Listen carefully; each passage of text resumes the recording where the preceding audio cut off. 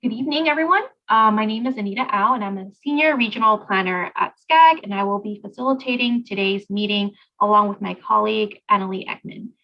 Thank you for joining us for the first of two information sessions for the Connect SoCal Sustainable Communities Program Call for Applications for Civic Engagement, Equity, and Environmental Justice. We hope that you are staying safe and healthy. If you haven't already done so, please, we encourage you to type in your name and organization into the chat feature. This will help us know who's in the room and ensure that this feature is functioning for you.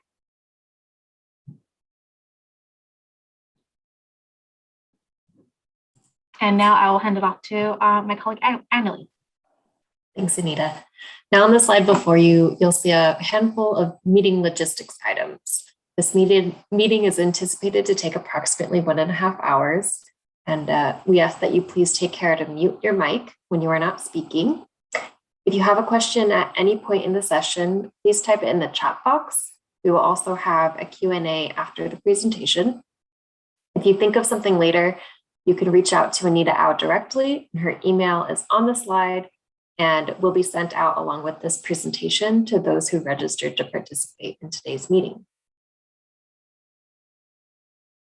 This information session will start with the anticipated session outcomes, the call for applications presentation, which will cover the goals and objectives, applicant and project eligibility, the structure, process, and partnership opportunities, and the proposed scoring criteria.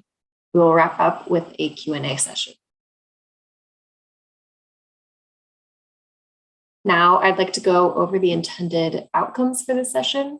So participants will learn about the goals and structure of the Connect SoCal SCP, or Sustainable Communities Program Call for. As SCAG staff, we hope to learn about potential projects and funding needs for organizations to do civic engagement work, equity work, and environmental justice work. We also want to learn about how technical assistance can be structured to better serve local jurisdictions and community-based organizations. If you have other outcomes that you'd like to add to this list, you can add them in the chat and hope to serve those needs.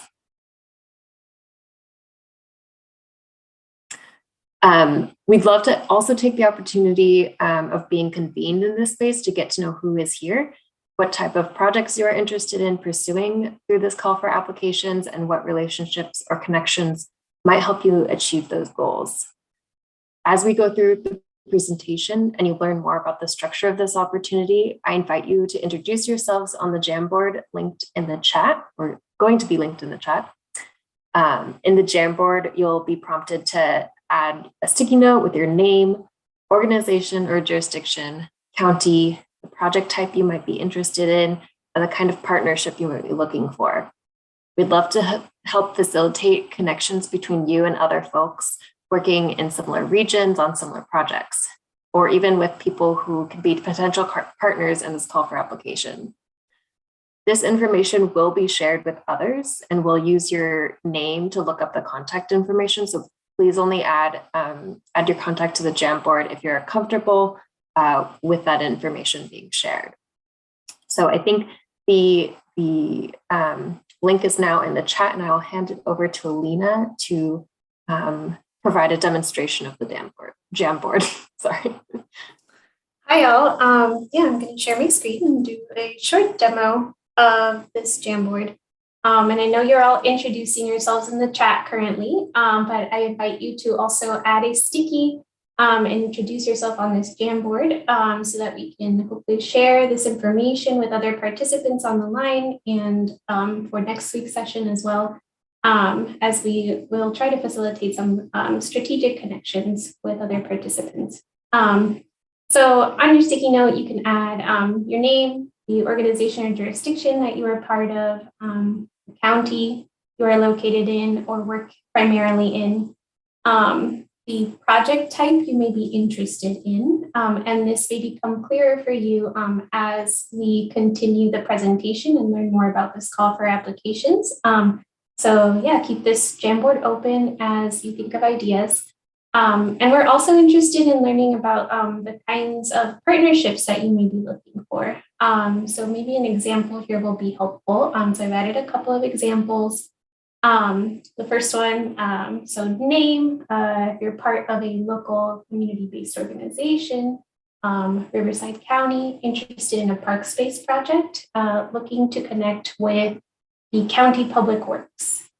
Or in the second sticky that I added in Spanish, to be part of a government organization in Ventura County, looking to do a project about art infrastructure and looking for a CBO serving the indigenous community to connect with and work with in the future. So adding a sticky, you can click this sticky note looking icon, type something in, and then press save. It'll show up and you can resize it based on the text and how much text you put in there. So please feel free to add throughout the session. And I'll hand it back to Annalie and Anita. If I can stop sharing. Thank you, Alina.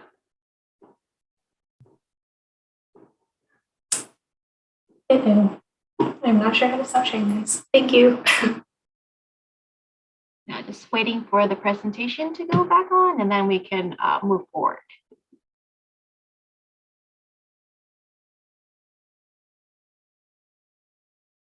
Thank you, Jennifer. So now we will provide an overview of the Connect SoCal SCP Call for. If you have any questions during the presentation, please feel free to type it in the chat and we will do our very best to answer everyone's question. So since 2005, the Southern California Association of Governments, or SCAG, has provided resources and direct technical assistance to local jurisdictions through the Sustainable Communities Program, SCP. This specific call we anticipate to release in September will focus on civic engagement, equity, and environmental justice.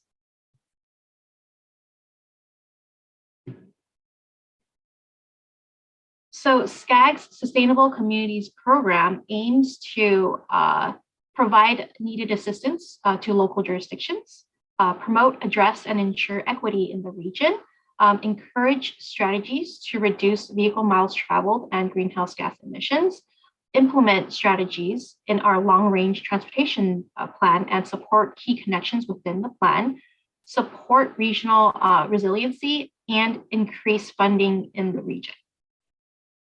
So to learn more about the SCP and other calls for application, you can visit the website directed in the chat.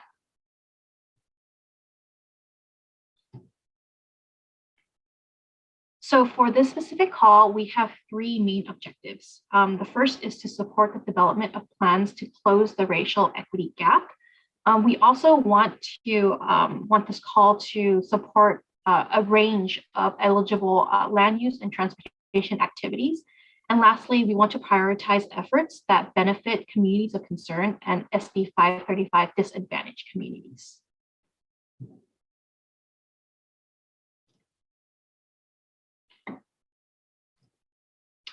So this call is being funded by the Regional Early Action Planning Grants of 2021, or as we call it, REAP 2.0. So there are specific requirements that we must adhere to as well. So the projects that are being considered must meet two requirements. First, the project must address COVID-19 recovery, and then it also address one of the following objectives, including affirmatively furthering fair housing, accelerating infill housing, and reducing vehicle miles traveled. So specific definitions and criteria of meeting these objectives can be found in the REAP 2.0 website, which is provided in the chat, or will be provided in the chat.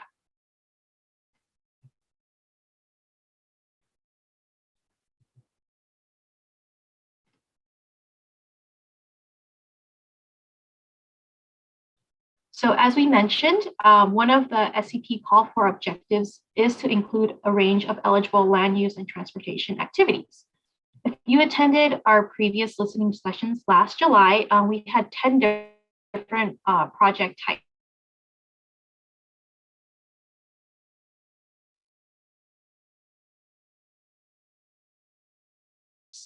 Those project types have been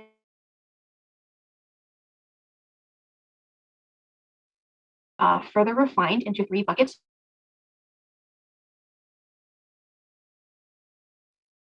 A greenway connectivity plan or highway to boulevard plan. And then the second bucket is housing supportive infrastructure plans and programs. Examples can include infrastructure and utility financing plans and public art in infrastructure programs. Hi, Anita. Sorry to interrupt. Would you mind repeating the first point you made, the land use portion? I think you cut out for a bit. Yeah. I apologize for that.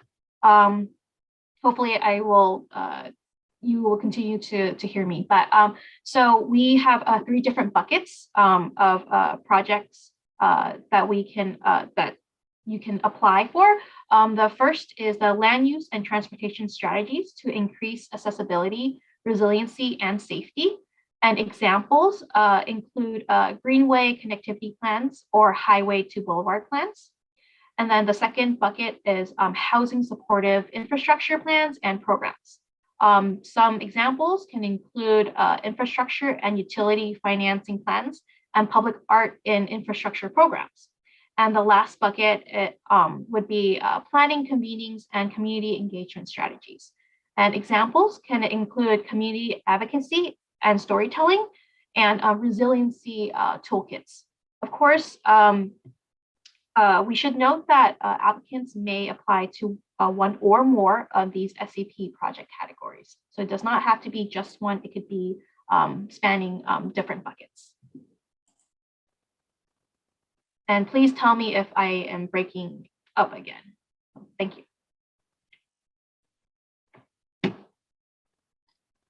I'll take over, Anita.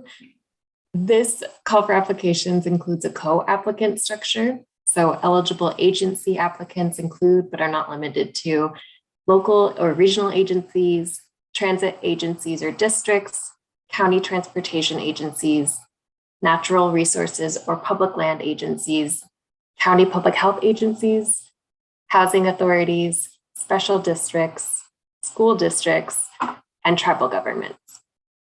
Eligible co-applicants include community-based organizations, nonprofits, regional housing trust funds, academic institutions, and social enterprises that fulfill a social or public service mission. It also includes organizations that utilize a fiscal sponsor, and it should be noted that multiple co-applicants may apply alongside an agency applicant. This call for applications allows agency applicants to apply via partnership with up to 2 co-applicants. Under an agency and co-applicant partnership, co-applicants would be compensated to lead key elements of the project. In addition, a consultant team would be procured to perform identified work on behalf of an agency and co-applicant partnership. SCAG, as aligned with REAP 2.0, prioritizes funding in areas that have been traditionally disadvantaged, underserved, underrepresented, and under-resourced. The REAP 2.0 guidelines have clearly defined areas that are in most need of support and recovery efforts to address impacts from COVID-19. The slide on the screen shows some of those areas that are targeted in the REAP 2.0 guidelines.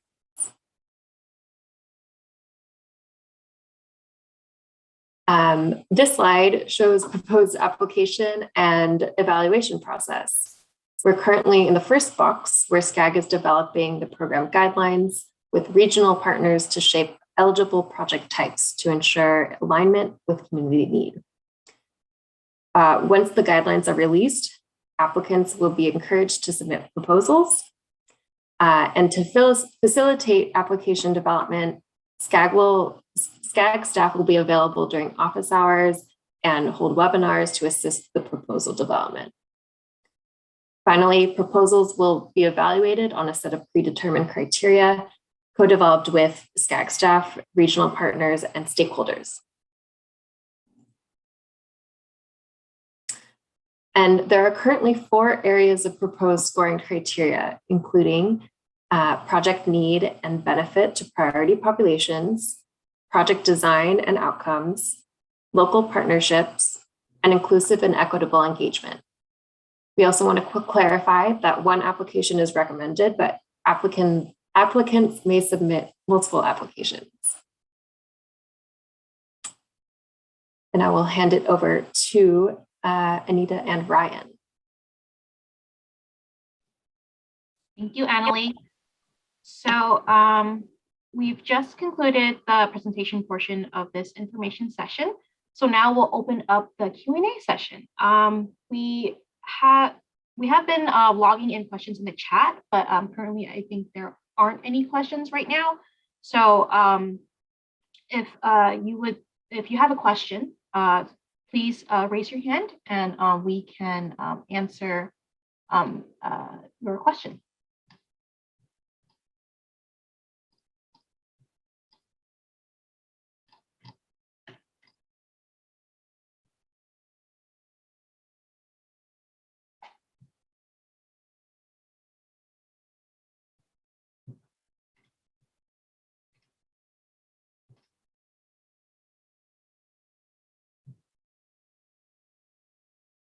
Any questions? I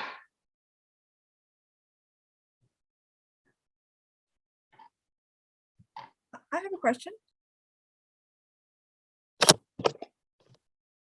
Yes.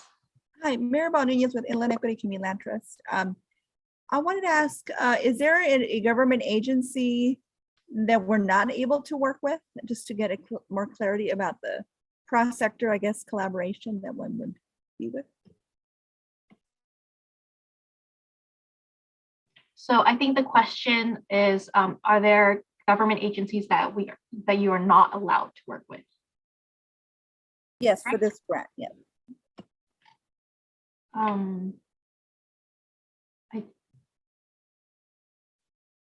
There are a list of agencies that we can work with based on the REAP 2.0 guidelines. And I think anything out of that, I guess you would not be able to work with, but it is pretty inclusive. So I'm just trying to find that slide again. If we could go back to maybe slide 12, Jennifer.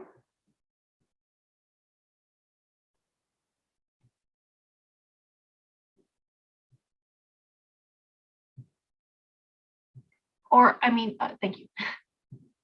So then for the agency applicants, it is pretty inclusive of the type of different agencies that you can apply with, in addition to the co-applicant. So I guess anything outside of this, we would have to consider. If you have an example, specific example that you have in mind right now, that we can help determine whether that agency can apply. But we also will have one-on-one sessions. So if you come up with anything that that you need answers on, we can also provide assistance that way.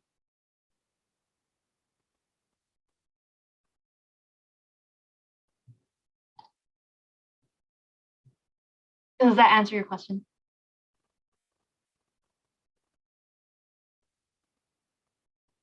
All right, thank you, Maribel.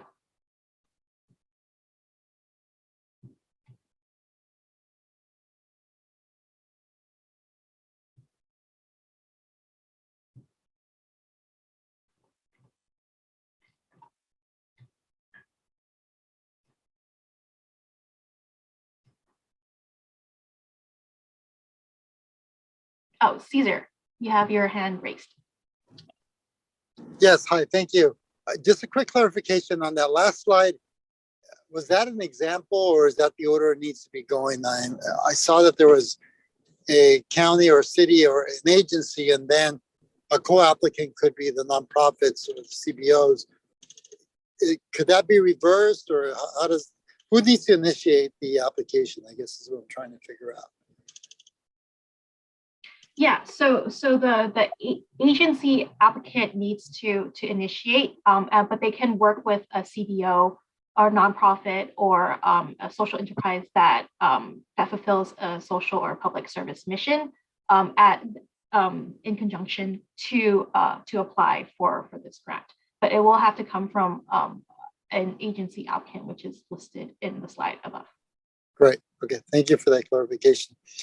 And just a quick follow-up to that, is there a sense as to how many applications could come from a region like Orange County, where we're from? Is it limited to one? Is it limited to a few? Or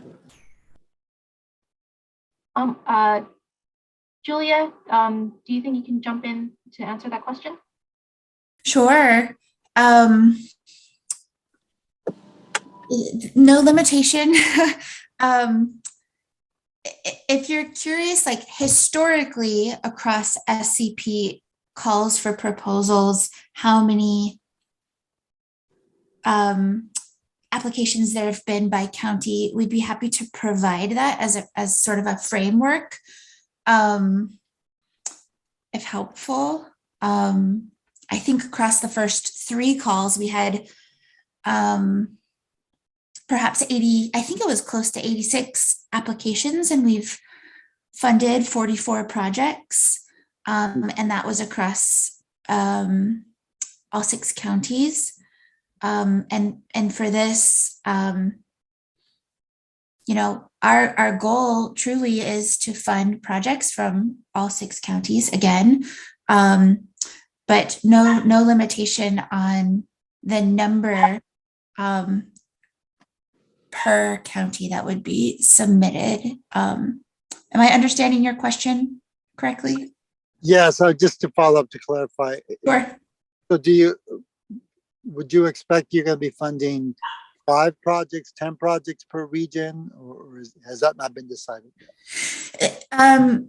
We have not determined a number of projects to fund per region. We have sort of an anticipated amount of funding available, and depending on the projects and how they score and the evaluation and the proposed budget, then we'll have to puzzle it together to see how many projects we can fund. But we have not currently allotted like X number or X percent by county. Thank you.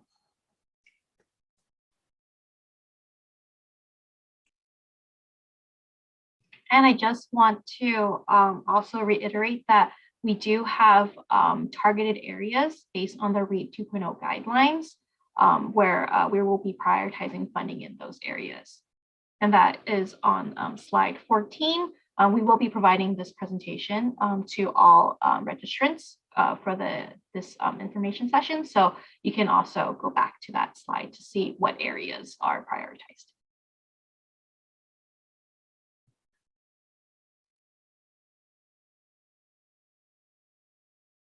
Thank you, Cesar, for that question. Are there any other questions that may have come up while answering Cesar's questions?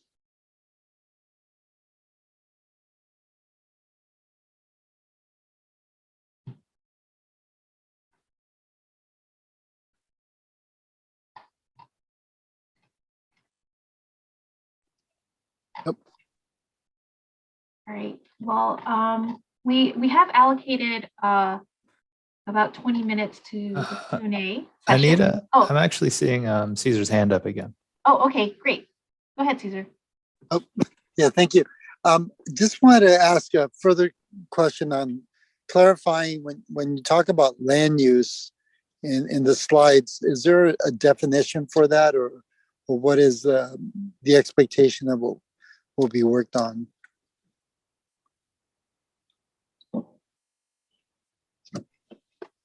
Sorry, can you repeat that question? Yes, through the slides, I think there was a reference to land use. Is there a specific type of approach that needs to be taken to that work? I'm just trying to figure out in what context we're using land use in these slides. Yeah, so our intention for these, the 3 different buckets for the SCP project categories are meant to be broad. So when we're saying land use and transportation strategies, I think that's what you're referring to. It refers to like maybe plans that are related to parks, to greenways, to highways. It can include like general plan updates as well, because that also falls under land use. It can include housing, like integrating infill housing into general plan updates. It could also include affordable housing plans or ordinances, safety demonstration projects. So it's meant to be on the broader side, to incorporate more projects. But as we mentioned, there are some specific requirements from the REAP 2.0 guidelines. So that makes it a little bit, that would give a little bit more direction for you when you're trying to develop your projects. So I hope that answers your question. It's meant to be broad, but Yeah. we also have one-on-one sessions that if you have a proposed project that you think could be eligible, but you have any questions, feel free to reach out. We are more than happy to help walk you through what the application can, what your application can look like and how we can apply it to these different buckets, as well as to other requirements that are needed. Thank you for the clarification. Thank you for the question.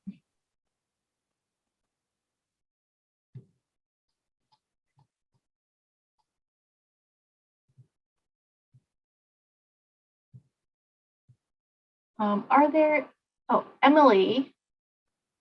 So Emily Gable had a question. Can you talk about how this fits into the larger system of REAP 2.0 grants? So I think maybe Julia can chime in, as well as, I don't know if Megan is here to help. I'm happy to chime in. Megan couldn't join.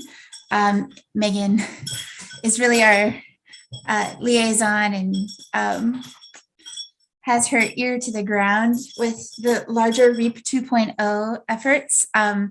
But I can offer some thoughts here, and then we could always follow up. But this is basically SCP call 4 is one of many strategies that SCAG is putting forth as part of our REAP 2.0 allocation. And really, we're developing that process now. We were granted opportunity to identify the first 10% as part of the early application, which has been submitted for sort of SCAG's allocation. And then we're still crafting the larger application, which will be submitted in December 2022. So we're still shaping, we're still conducting outreach to understand what those strategies are. This one is considered an early action, and it's really intended to sort of carry out the Sustainable Communities strategy. So I don't know if there's, Emily, if there's any more specific question around this that I could speak to, but that's sort of a high level approach to like how this fits into the larger SCAG allocation.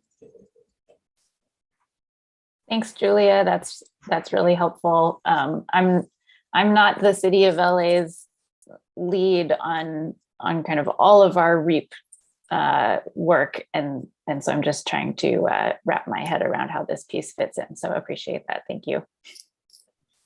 Yeah, absolutely. And in our guidelines and in our FAQ, perhaps we can add a little bit more background that speaks to this question and how this fits in, to add a little bit more clarity as well.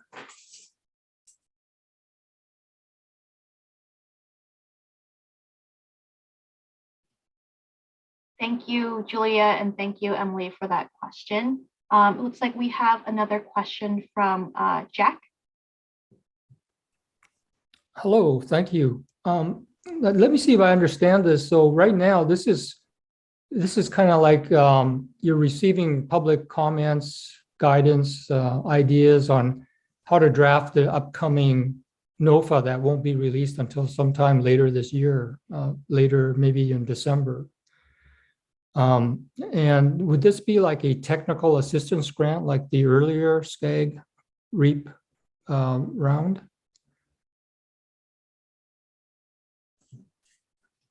Let me clarify just a few things. Thank you for this question. This is great. So there's sort of two processes happening here. The state, the HCD has developed this larger program, right? REAP 2.0. It's, I think, $500 million perhaps.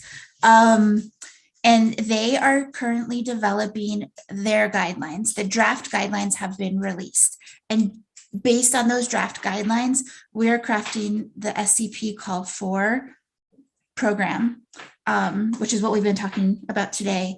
And we've been crafting this program over the past year, and we've held listening sessions prior and one-to-ones with interested partners to continue to craft this. And yes, we're still collecting some input and feedback, and we're hoping to move this forward pretty swiftly and take our draft guidelines to our regional council and our policy committees this summer to seek approval so that we can open up the call and the applications. And we're doing that pending HCD approval because there's sort of this dual process of us developing our guidelines and HCD releasing their final guidelines, which are hopefully coming out this summer very shortly. And so it's sort of, yeah, it's simultaneous. So this will, we're intending to release this and get approval this summer alongside and contingent on HCD's approval and their final guidelines being released just around the same time. I see. And this will be for technical assistance, or would the grant allocation be actual funding? This is primarily a technical assistance program, although we're sort of taking a new approach this round. It's historically always been technical assistance. An agency proposes the project and the project type, and then SCAG takes on the procurement of a consultant to do the work, especially the more technical work. And this round has been a little bit different, where we've wanted to change the structure a little bit.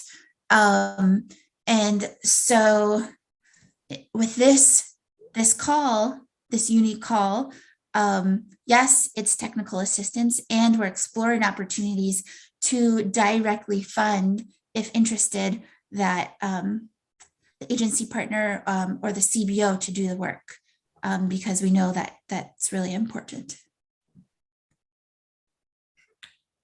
I see. Thank you very much. Sure. Thank you. Thank you, Julia, and thank you, Jack, for that question. Are there any other questions?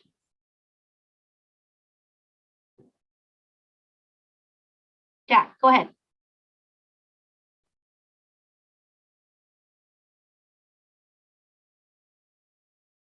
Jack, go ahead. I think your hand is up. Okay, sorry. I found it very helpful when you explained to the gentleman what possible projects would be eligible under land use and housing. And, you mentioned general plans or affordable housing strategies. Could you, if there's time allowed and there's no other questions, could you go back to that slide and kind of do the same thing under the other categories? Yeah, absolutely. Jennifer, if you can, please go back to slide 11. Yes, thank you. All right. So I provided a few additional examples of for the land use and transportation strategies. So for the housing supportive infrastructure plans and programs, in addition to infrastructure and utility financing plans and public art infrastructure programs, we also can we think we can include community e-bike rebates or e-bike share plans and pilots. And then for planning, convenings, and community engagement strategies, we can also include like community playbooks, community advocacy, youth leadership development, and cohort-based engagement programs. But again, as these buckets were developed to be a little bit more open-ended. So those are just a few examples of what we can do. And again, I highly encourage you to reach out to us if you have questions about the types of projects that you want to include in your application. And we are more than happy to further discuss to see how it can fit into these buckets as well as into the additional requirements.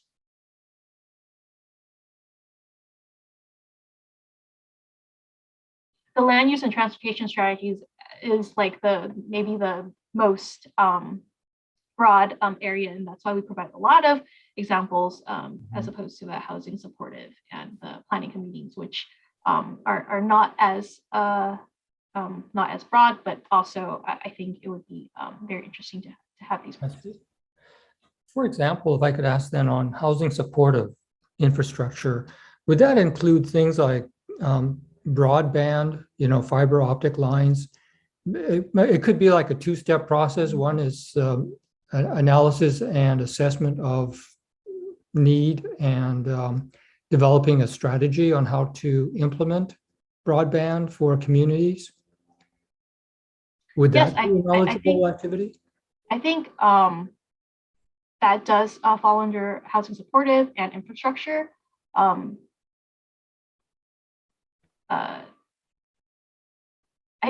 think so, actually, yes. Unless, Julia, please correct me if I'm wrong. There are specific areas that we cannot fund based on the REAP 2.0 guidelines. I don't recall seeing broadband as one of them. So it sounds like it could be a possibility, but we can actually, if you could provide your contact information, we can confirm with you on that. Sure, I'll do that. How about things like when you mentioned e-bikes or e-bike sharing, what about e-cars, hybrid car sharing or even EV charging stations? Would those be eligible, or do they have to be tied to a housing related project? Yeah, that's the thing with having this call funded by REAP 2.0. It does have to be tied to housing supportive infrastructure. For EV charging stations, if it's part of a housing project, then definitely it could fall under that. But if it's just on its own, then that's something that we would have to further elaborate on and see if we can fit it into another bucket or another objective. So it probably could fit under land use and transportation. Yeah, I mean, we are, again, it's very open-ended. So, and it's meant to be like that. And as long as we have like some kind of justification for it, it could potentially be a very good project. So again, we are open to working with applicants on the different projects that you are going to suggest. So let me ask them, so are these grants, are they for planning documentations or, planning documents, or are they for implementation? Like in this case, EV charging stations, the cost of the station and installation.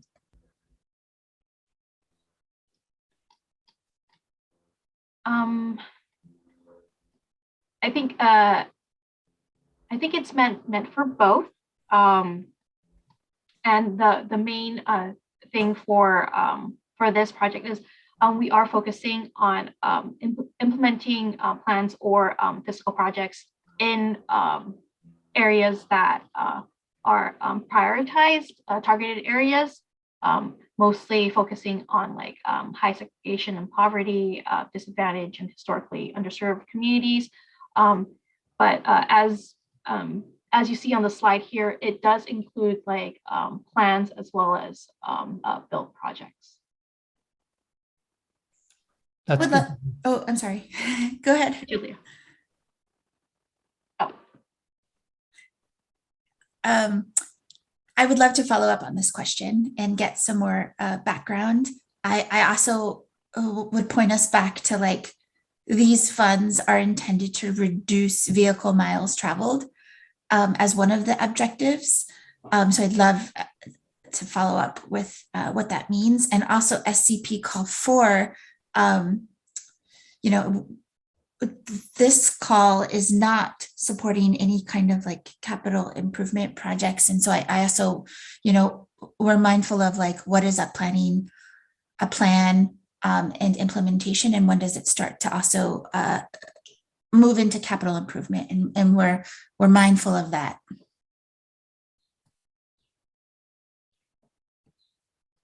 Okay, so it's not meant for capital improvements, the actual construction of the project, but more for all the upfront planning, documentation, strategy, development, so forth. Analysis of feasibility, those would all be eligible, but not the actual construction of the project. Correct. And for REAP 2.0 more widely, I think that is feasible, but for this call, we're prioritizing planning efforts. Got it. Okay.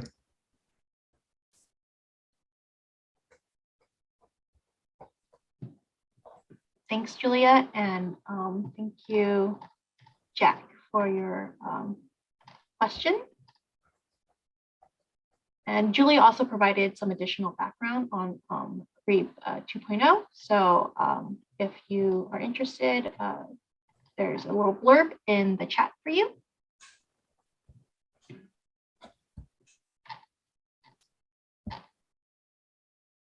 And all right, I think, are there any further questions?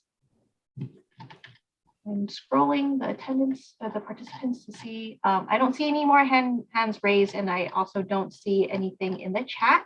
So we will conclude our Q&A session right now, and I'm gonna hand it over to Alina for the next part of the session.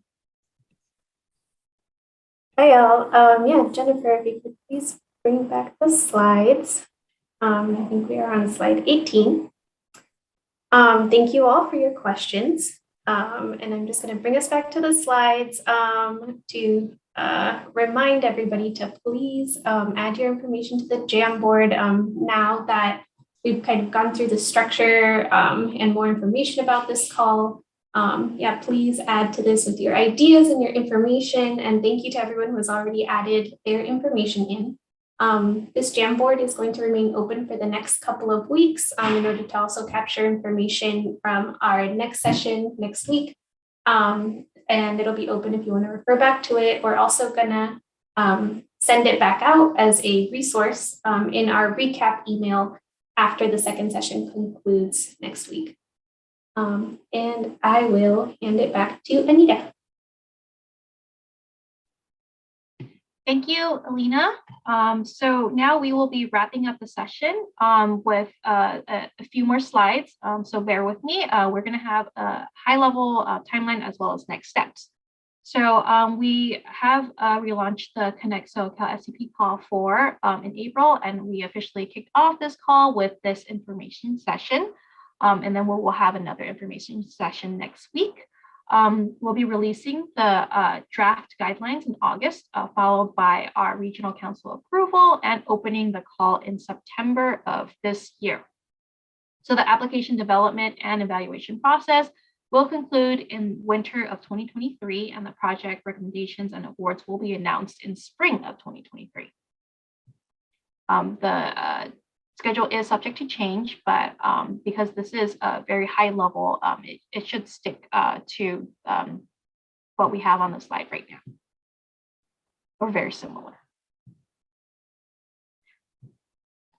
Jennifer, is it possible to get back to the presentation? We have one more slide. Sorry, give 1 second. Thank you.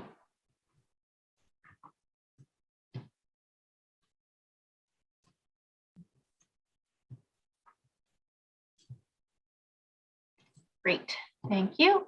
So what are the next steps after this information session? Based on the feedback received from the 2 information sessions, we will continue to develop the call for guidelines, and we will share the draft and final guidelines with all attendees prior to our regional council approval and opening of the call.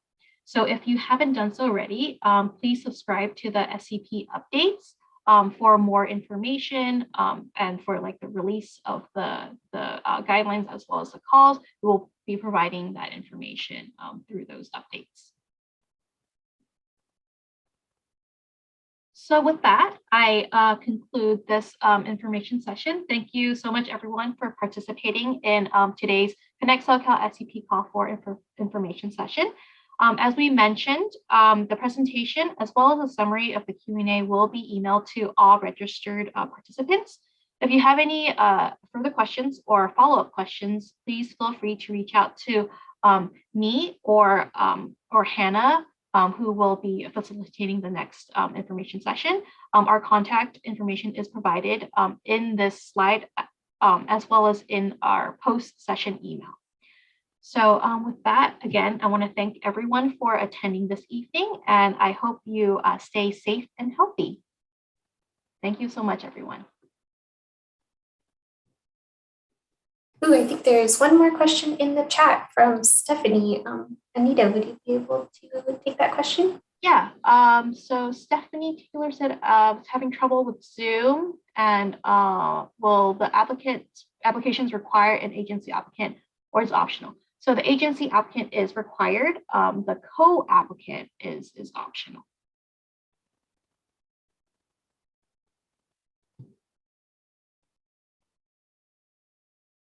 Thank you. And then we also have a recording of this information session.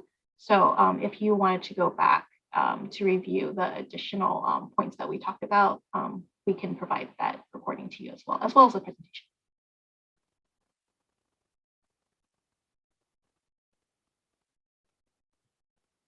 Great, thank you, everyone.